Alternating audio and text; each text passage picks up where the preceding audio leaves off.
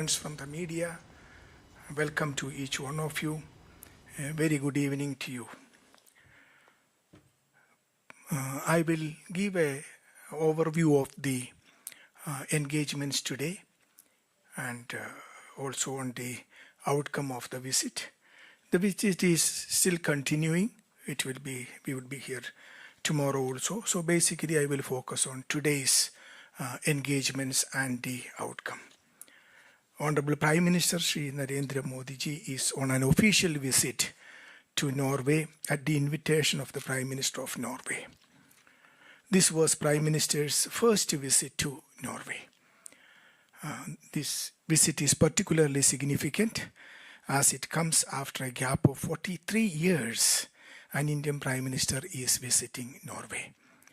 The visit also comes on the heels of the entry into force of the India-European Free Trade Association Trade and Economic Partnership Agreement, TEPA, which we entered into in October last year. Norway is the host country for the third India-Nordic Summit, which would be held tomorrow, attended by Honorable Prime Minister Shri Narendra Modi ji, and also along with his counterparts from the Nordic countries. We arrived today morning and was, as a special gesture, he was received at the airport by the Honorable Prime Minister of Norway.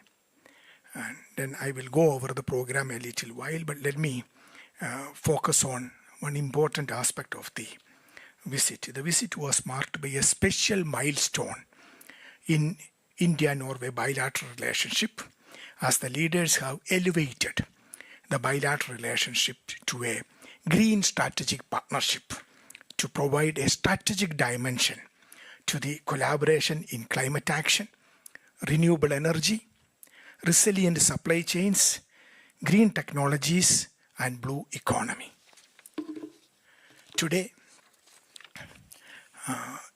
after arrival, later in the afternoon, Prime Minister Modi had an audience with His Majesty the King. The discussions reflected on the long-standing friendship and mutual respect and strong people-to-people ties between India and Norway. His Majesty hosted a lunch in honor of the Prime Minister. Prime Minister conveyed his appreciation for His Majesty's support in strengthening India-Norway relationship and extended an invitation for a visit to India by His Majesty on a mutually convenient date. Prime Minister also invited His Royal Highness the Crown Prince, who was present at the lunch, also to visit India, along with a business delegation. In a rare and special gesture, Prime Minister was conferred upon the Grand Cross of the Royal Norwegian Order of Merit by His Majesty. This is the highest degree of award in the Royal Norwegian Order of Merit. It was conferred upon Prime Minister for his outstanding service in the interest of the India-Norway relations and mankind. Prime Minister Modi expressed his gratitude and dedicated the award to the people of India and the enduring friendship between India and Norway. Prime Minister also had a bilateral meeting with his counterpart, the Prime Minister of Norway, both a one-on-one meeting and also a delegation-level talks covering the entire spectrum of bilateral relations, as well as regional and global developments of mutual interest. They noted the progress in the bilateral cooperation substantially across sectors such as trade and investment, green transition, renewable energy, blue economy, maritime, including shipbuilding, research and innovation, education, healthcare, digital technologies, Arctic research, space and people-to-people exchanges. The visit witnessed substantive outcomes encompassing multiple areas. both sides concluded a wide-ranging set of government to government, government to business, and business to business agreements and memorandum of understandings. These covered key sectors such as space cooperation, digital public infrastructure, health, scientific research, tunneling technology, ocean energy, offshore wind, sustainability, geosciences, and advanced industrial technologies. We will be uploading the list of these MOUs and agreements on MEA website. Please, I would invite you to go through that, and these are very important deliverables which has been agreed to. I would like to summarize the outcome of today's visit in two categories, two broad categories, of course. The green and the blue. Green and the blue. What does that mean? The Green Strategic Partnership promotes our shared aim to combat climate change, create new green industries and jobs, accelerate the green energy transition while maintaining energy security, strengthen circular economy, encourage investments, everything related to green. That is green hydrogen, green technology, green shipping, so many related, very important things. As you know, India is focusing a lot today on renewable energy.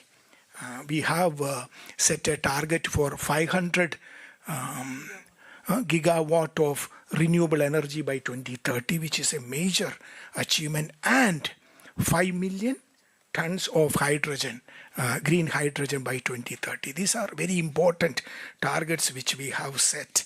And these targets are again part of, let us look at the bigger picture. It is part of that journey which we have, the Vikasit Bharat journey, which Prime Minister has given the vision for the country.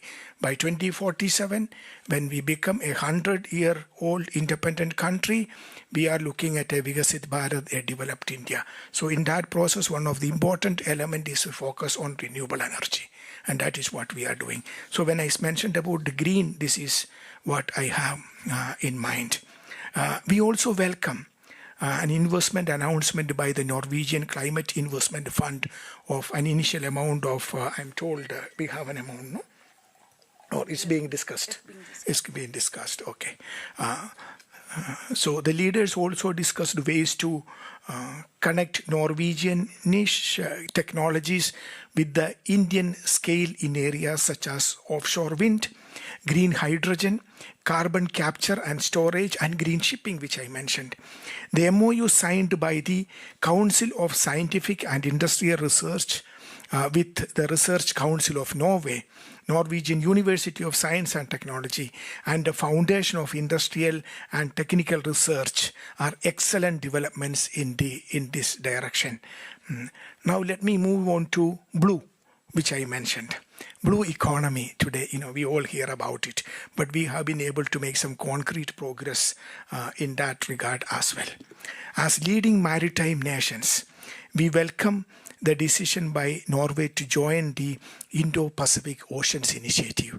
As you know, Indo-Pacific Ocean Initiative is a very important initiative taken by Honorable Prime Minister a few years back, and it has been many countries have been joining this as part of our engagement with these countries in Indo-Pacific, underscoring the expanding maritime and blue economy partnership between our two countries.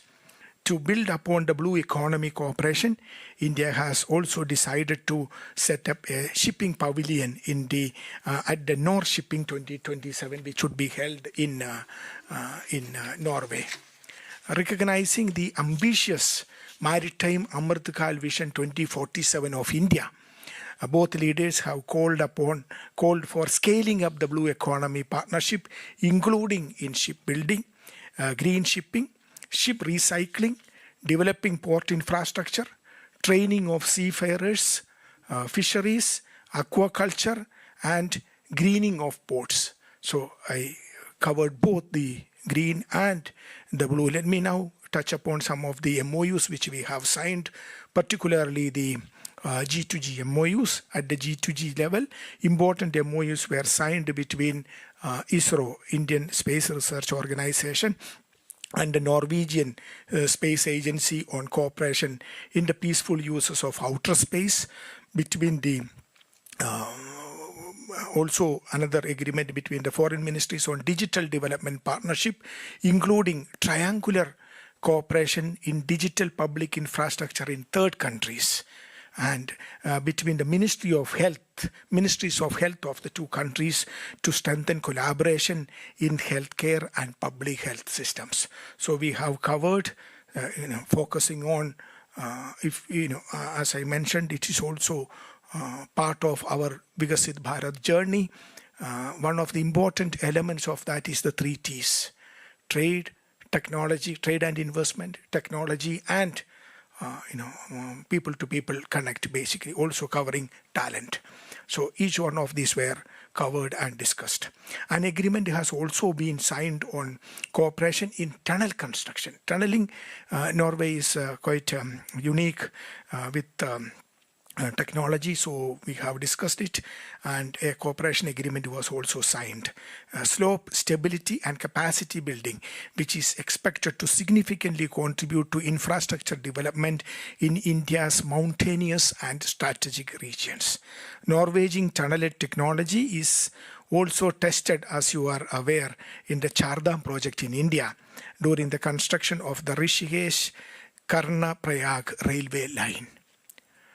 Another important area, which again, we can say either it is part of the blue color which I mentioned, or perhaps you could even call it a white color, is the dimension of partnership in the Arctic Ocean region.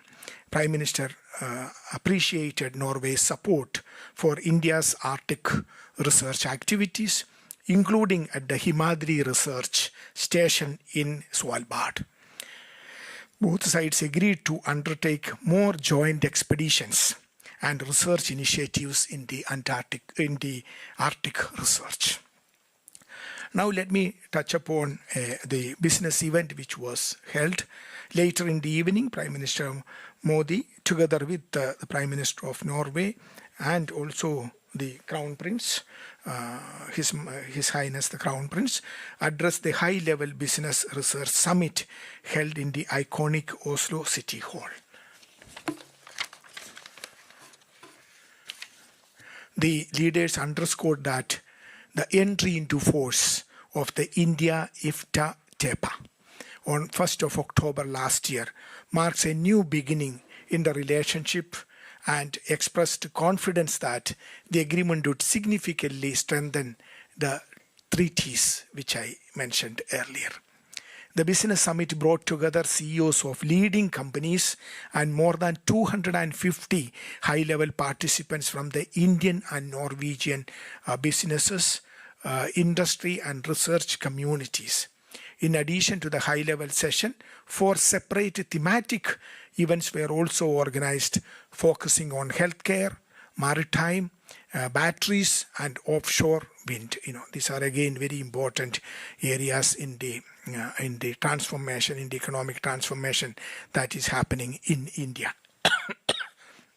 In his remarks, Prime Minister Modi highlighted India's strong economic momentum, reform-driven growth, and expanding opportunities in sectors such as green energy, maritime industries, innovation, and startups. He invited greater Norwegian participation in India's green transition, infrastructure, and clean tech ecosystem. Industry leaders expressed confidence in India's long-term prospects, and several B2B agreements were concluded in clean technologies, hydrogen, shipbuilding, digital solutions, medical services, medical devices, and innovation platforms. See, it is innovation, technology, the complementarity between India and Norway, innovation, technology, and the scale.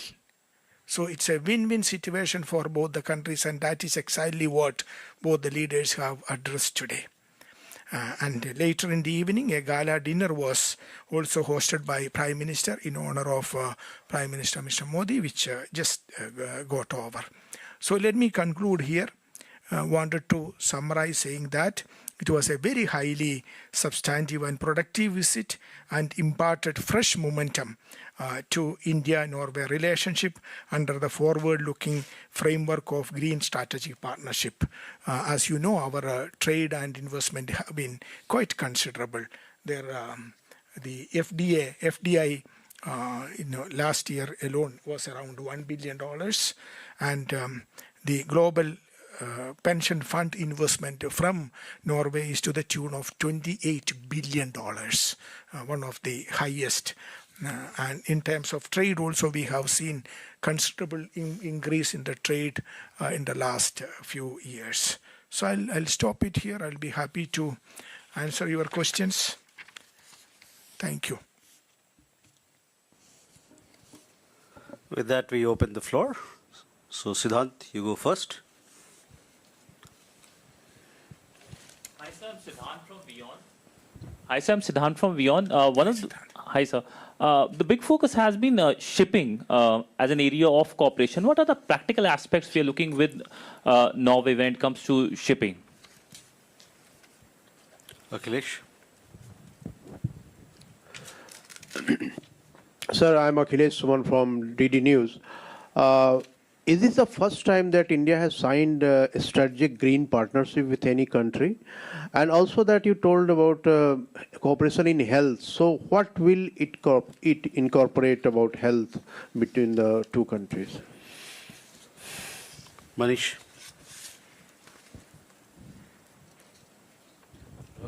Manish Chand, India Rights Network. So you spoke in great detail about green and blue aspects of the partnership. My question is about the strategic and global partnership. Prime Minister of Norway spoke very passionately about working together to promote and defend rules-based international order. He also spoke against the weaponization of everything. Yeah. So I'm just trying to wonder, and of course, Indo-Pacific Oceans Initiative, in what concrete ways India and Norway will work in the Indo-Pacific and also in the multilateral arena. Thank you. Jessica. Thank you, sir. I'm Jessica for Doordarshan. On May 12th, an LNG tanker had arrived from Norway to India. Can we expect any more engagement in terms of energy cooperation? Yes, renewable energy has been a focus, but apart from that, are we also looking at other aspects of it? Mm-hmm. Okay, we'll come back for more. We can take these questions and then come back for more. Thank you. Siddhant, about your question on shipping, very important area. Shipping has been a key area of collaboration with Norway. Norwegian ship owners have used Cochin shipyard for shipping orders for several years, vessel deliveries, and emerging repair partnerships. Along with Udupi and Chaugula shipyards, they are building a series of eco-friendly, future-proof dry cargo vessels for Norway. Around 10% of ships ordered by members of the Norwegian Shipowners Association are now built in India. Recently, Norwegian companies have placed orders for ships to be manufactured at Swan Defence and Heavy Industries Limited at the Pipavav facility in Gujarat. The Indian side has invited Norway's cooperation with the National Maritime Heritage Complex at Lothal, again in Gujarat. So we are talking about quite a very forward-looking engagement in the shipping sector. Now, when I bring it to the context of green technology, we are looking at green shipping. And also, we are looking at even ship recycling. So there are several areas on both sides would be working together, And Norway, as you know, is a maritime country. India is a maritime country. I remember His Excellency the Prime Minister today kept on saying that in terms of coastal line, Norway is bigger than India. In fact, India is also a country with a huge coastal line, and same is the case with Norway. So there is a lot we can do together in shipping industry, and that is exactly what we are doing. Thank you. Now,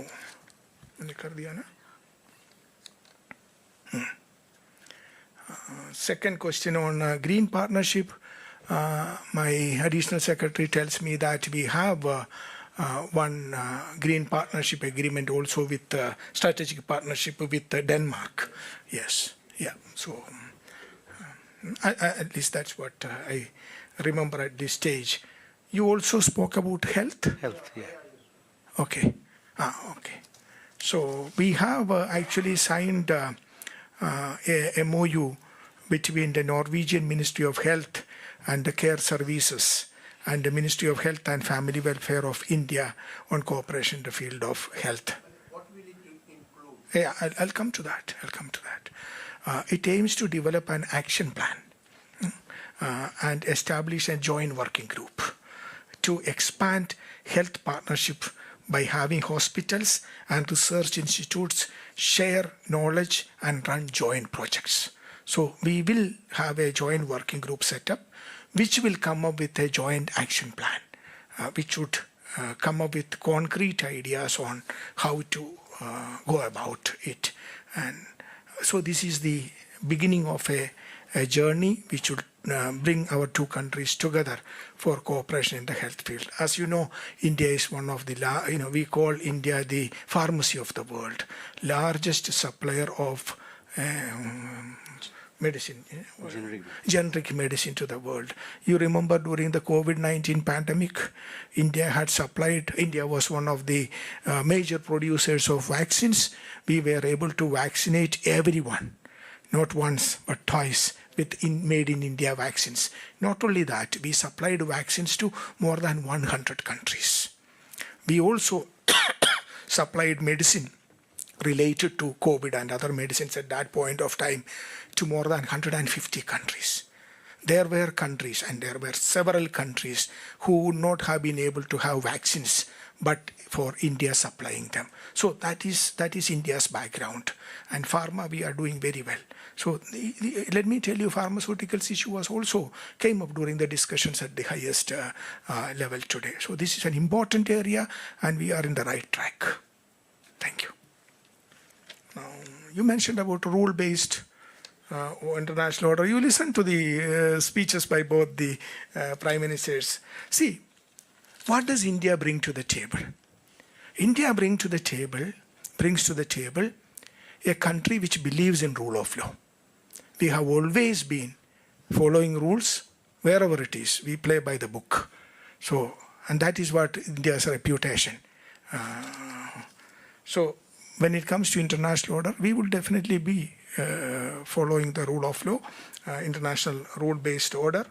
And one of the important objectives of the Indo-Pacific Initiative, Indo-Pacific Oceans Initiative, was to build that rule-based order. So there are 7 pillars of this, and multiple countries have joined it. So we are, again, let me tell you, this is in the right direction. India is taking the lead in having a constructive engagement with each of our partners and like-minded countries to ensure that there is rule-based order in the world, and also ensure resilient supply chains in the region and beyond. Yeah, you rightly noticed the LNG tanker arrival. This is again today in the business meeting. The company which was Equinor had mentioned about this. So we are again partners in energy security, energy cooperation. There would be more ships, there would be more engagement, more business. So, as you know, India is a country which needs energy. So we will have energy from countries which have energy.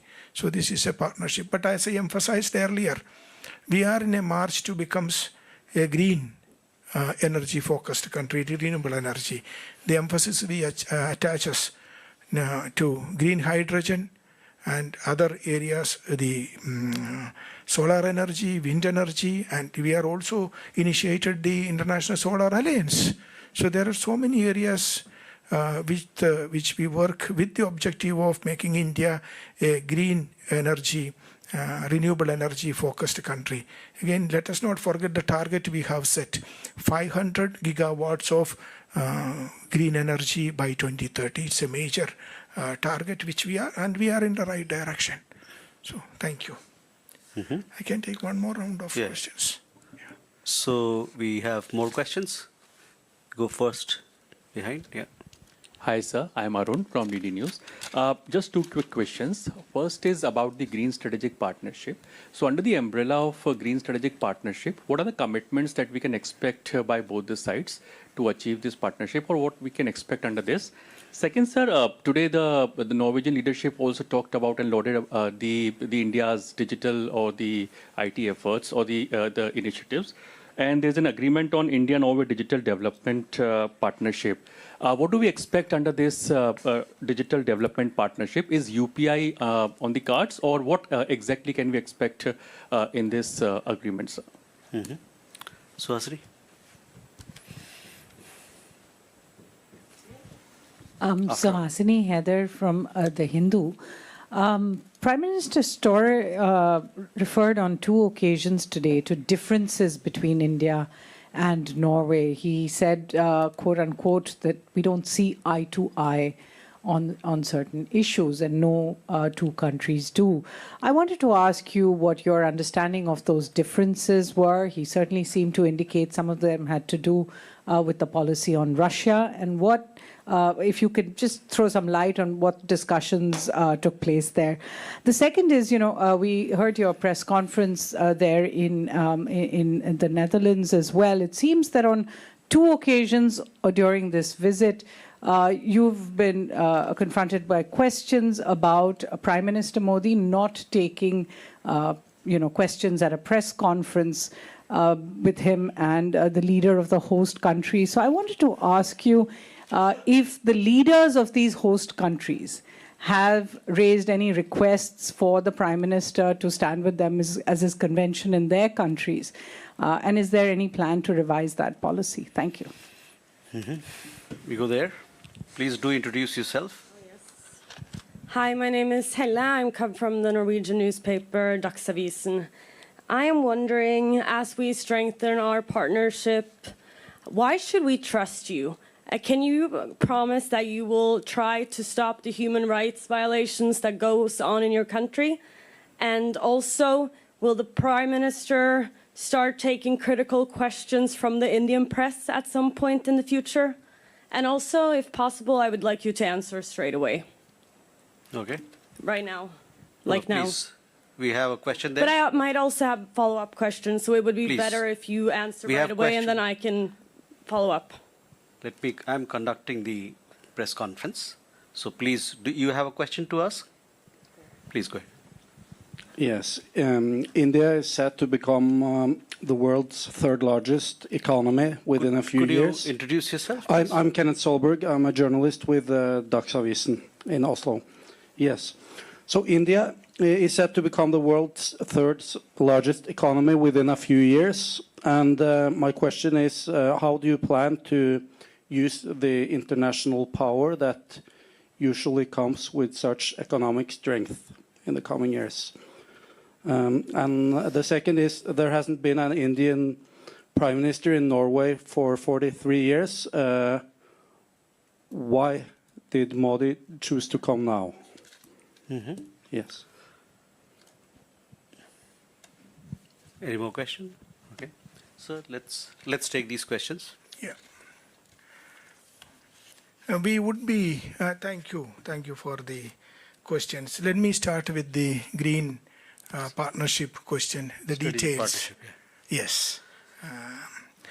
As I said, the focus today for India is on renewables and a green transition.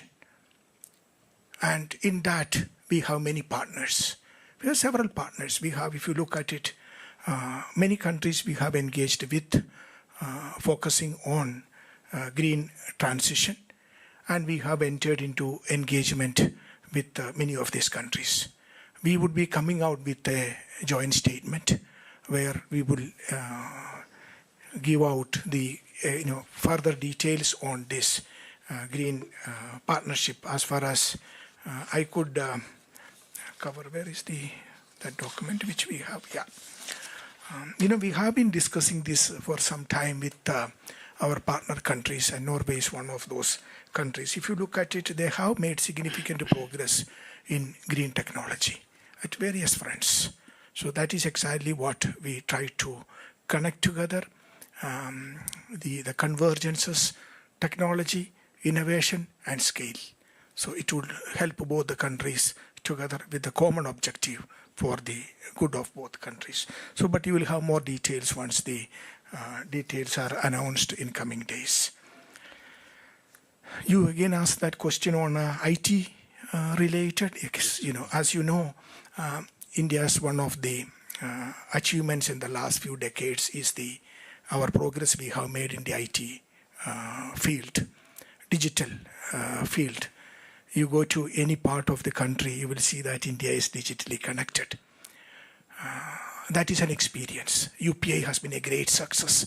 I think 50% of the total transactions in the world happens in India in terms of digital transactions. So this is huge. And it's a success story, a great success story. So it brings in a lot of best practices. So it has been appreciated, acknowledged and appreciated by the rest of the world. So we have today entered into a agreement with Norway to see how we can use this expertise of India along with that of Norway in third countries, which includes countries in Africa, countries, the global south. So this is, which would cover also UPI and other areas of cooperation in the digital field. So digital public infrastructure is being, we work with our friendly countries to see how we can use it in third countries. So this is the project which we are doing. You had asked about the questions that I faced during my stay in the visits about one about the questions, and also what was the second question you asked? Differences Okay. See, as the secretary in charge of the visit, it is my responsibility to address the media and take questions. So I have been doing that, and I will continue to do that. As far as the differences is concerned, see, every country have their own complementarities, their own differences. Two like-minded countries which share common values, they come together, work for common good. This is what we have been doing. You will see that India has engagement as a democracy, as a country values its constitution, as a country which is the largest democracy in the world, a country which has regular elections, a country which has very effective judiciary. We are like-minded countries, but at the same time, there may be issues on which every country has differences. If there are no differences between any two countries, they can all be one country. We can have a world country.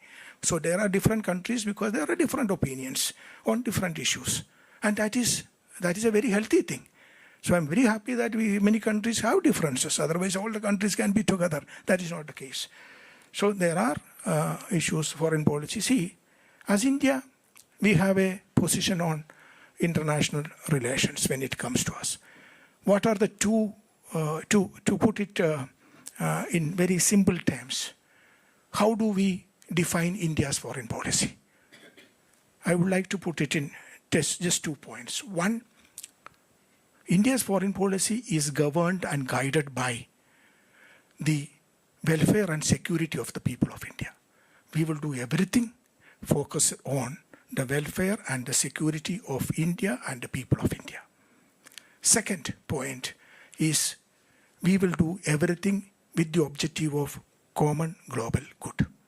These are the two factors which governs us. In that, and mostly that is the way most of the countries, particularly democratic countries, behave. But then, when in details, many countries have different ways of looking at different developments in the world. That differences are there.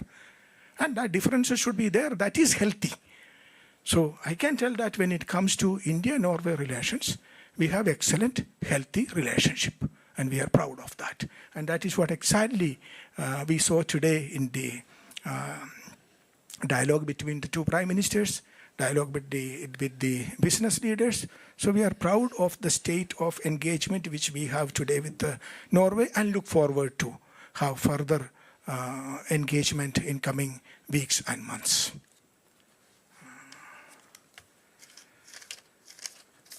I had a question on... He answered. Yeah, no, that I answered. The strengthening partnership, why should we trust you? Oh, that's okay. And on the human rights situation. Let me, you ask me question, let me answer it. Okay? Let me give a background of what India is and why should the world trust India. Let us look at the few challenges that the world faced in the last few years. COVID was a big challenge the world faced. And how do you test the trust on a country? One, what is a country? A country today has 4 elements. 1, population. 2, government. 3rd, sovereignty. And 4th, territory. So that is what makes a country a country. And we are proud that we are a civilizational country of 5,000 years old. Continuous civilization. Contributed immensely to the world. You look around, you see an India connect everywhere in the world. India has, the numbers which you see on your phones, it is originated in India. Shunya, 0, originated in India. Chess originated in India. So we are proud of that civilization. Yoga, which the world admires today, it originated in India. India had epics and books. Let me answer the question. Please don't interrupt me. Please don't interrupt me. You ask me a question, please. This is my press conference. You ask why should a country trust India? Why should a country trust India? Why should a country trust India? Let me answer that question, please. So India is a civilizational country which has something unique which it offered to the world and it continues to offer to the world. Okay, so let me come back to the COVID which I mentioned. The whole world had suffered from COVID. What did we do? We didn't hide in the cave. We didn't say that we don't help the world. We came out offering helping hand to the world. That brings trust. And I'm very happy that that trust is appreciated by the world. We supplied vaccines to more than 100 countries. That brings trust. That brings confidence for the world. Second, we supplied medicines to 150 countries. That brings trust.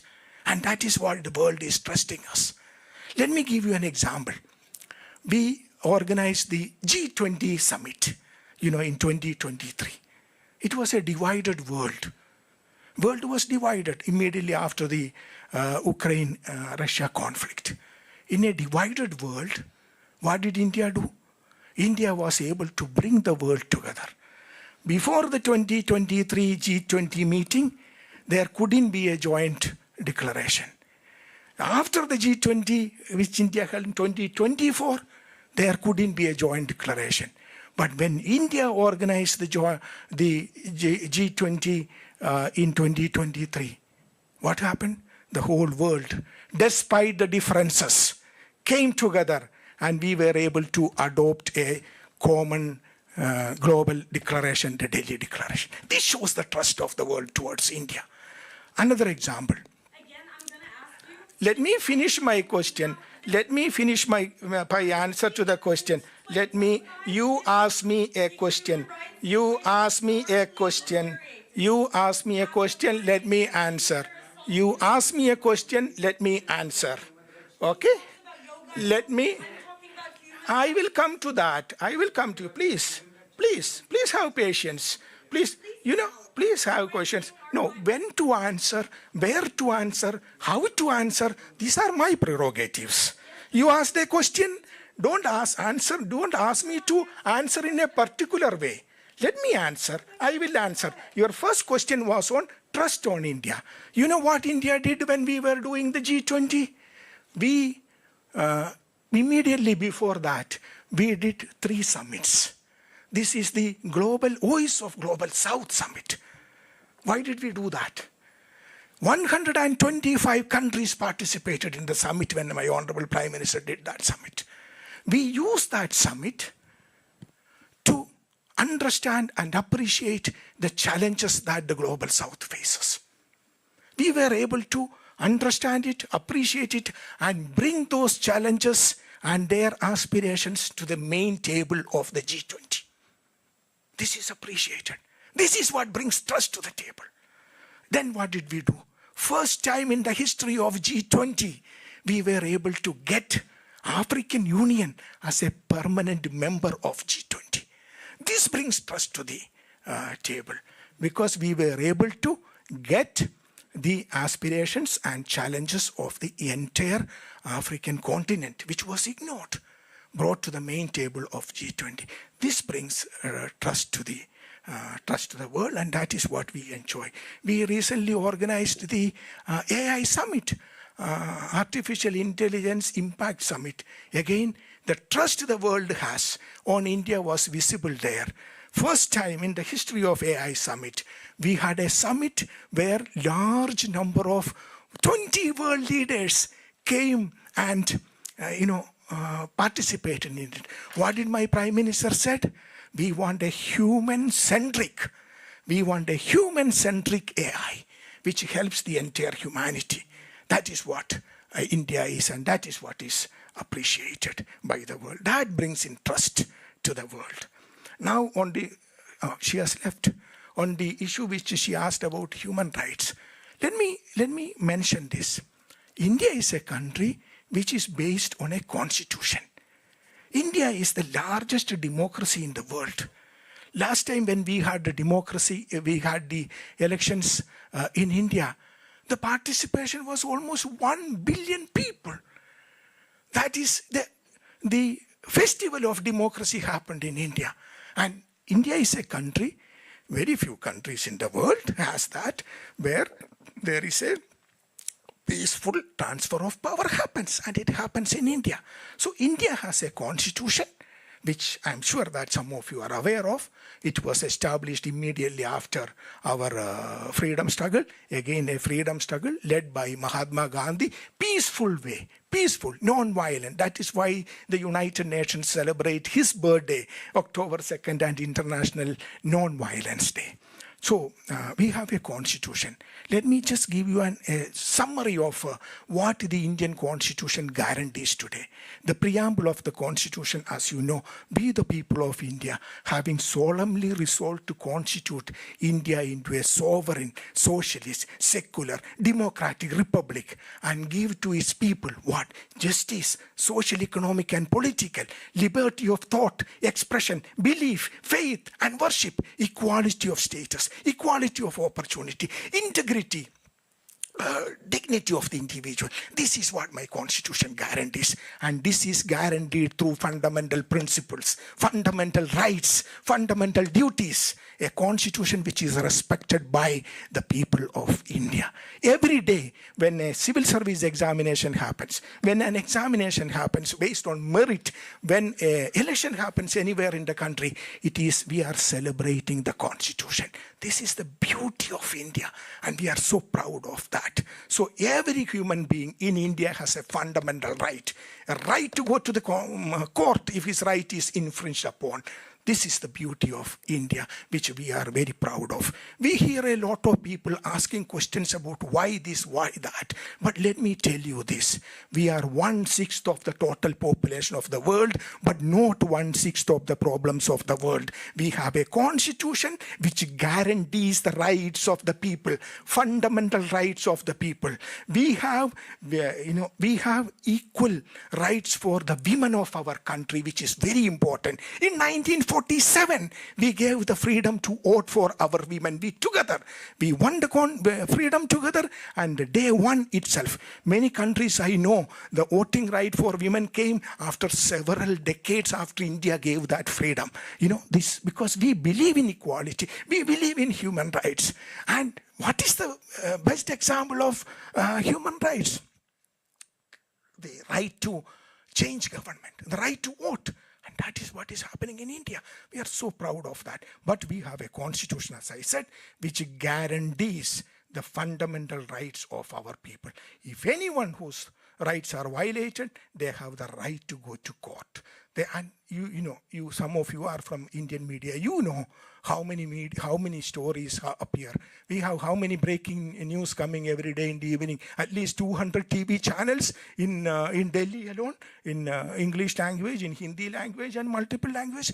People have no understanding of the scale of India. People have no understanding. They read, one or two news reports published by some God-forsaken, ignorant NGOs, and then come and ask questions. Don't worry about it. We are proud to be a democracy. We are a democracy. Actually, if you look at it, let me share something very interesting. India is a democratic society.